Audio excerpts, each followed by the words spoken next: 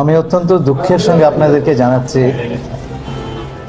যে মধ্যপ্রাচ্যে চলমান যে সংঘাত, তাতে বাংলাদেশের 2 জন নাগরিক নিহত হয়েছেন এবং 7 জন আহত হয়েছেন। এটা আমাদের জন্য একটা বড় শোক বার্তা। যারা আহত হয়েছেন তাদের পাশে আমাদের রাষ্ট্রদূত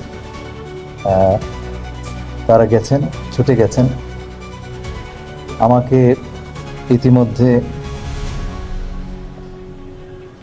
কুয়েতের পররাষ্ট্রমন্ত্রী এবং বাহরাইনের পররাষ্ট্রমন্ত্রী ফোন করেছিলেন এবং কাতারের পররাষ্ট্র প্রতিমন্ত্রী। তারা সকলে আমাদের নাগরিক যারা এ সমস্ত দেশে আছেন তাদের সম্পূর্ণ নিরাপত্তা এবং সুরক্ষা দেওয়ার ব্যাপারে তাদের পূর্ণ আশ্বাস দিয়েছেন। আমরা প্রথম থেকেই বলে এসেছি যে এই সংঘাতময় সময়ে আমাদের সবচাইতে বড় প্রায়োরিটি বা অগ্রাধিকার হচ্ছে ওই অঞ্চলে বসবাসরত আমাদের নাগরিকবৃন্দ। আমরা 1 ফেব্রুয়ারিতে যে প্রেস রিলিজটা দিয়েছিলাম সেটা আমরা শুরুই করেছিলাম আমাদের নাগরিকদের স্বার্থ সমুন্নত রেখে। আমাদের নাগরিকরা তারা আক্রান্ত হলে, সেটা কাতারের ব্যারের পাশে হলে এপাশে হোক বা কাতারে গিয়ে হোক, আমরা তাদের পাশে দাঁড়াবো। আমাদের সবচাইতে বড় জাতীয় স্বার্থ হচ্ছে আমাদের জনগণ। আমরা আশা করি যে এই সংঘাতে আর কোনো বাংলাদেশের প্রাণহানি ঘটবে না কিংবা আর কেউ আহত হবেন না, কিন্তু সেরকম অবস্থা হলে আমাদের যা যা কর্তব্য তা সকলে আমরা পালন করব। একই সঙ্গে অনেকে বিদেশে কাজ করবার জন্যে যাওয়ার প্রস্তুতি নিয়েছিলেন, তারা আটকে পড়েছেন। সেই বিষয়ে আমাদের মধ্যে কথা হয়েছে। আমাদের বৈদেশিক কর্মসংস্থান মন্ত্রী মহোদয় এবং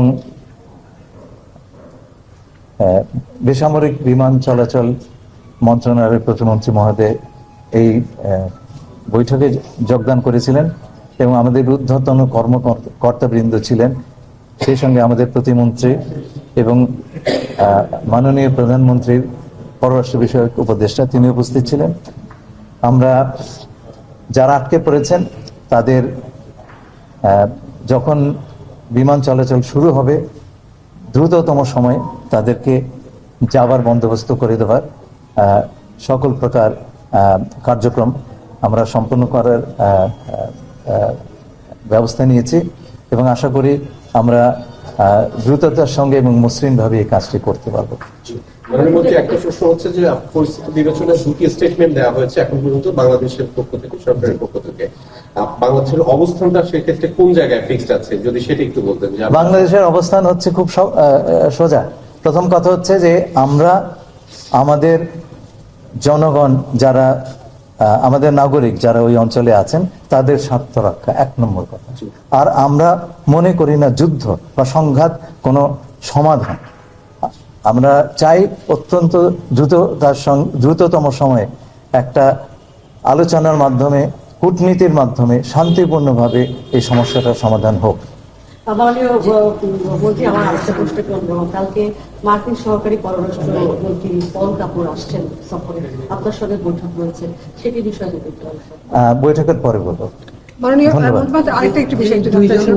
তাদের লাশ নিয়ে আসার কোনো প্রক্রিয়া চলছে কিনা? অবশ্যই। এখন তো প্লেন চলাচল করছে না, আমরা সবসময় নিয়ে আসি, এটা আমাদের পলিসি, কিন্তু এখন তো প্লেন চলাচল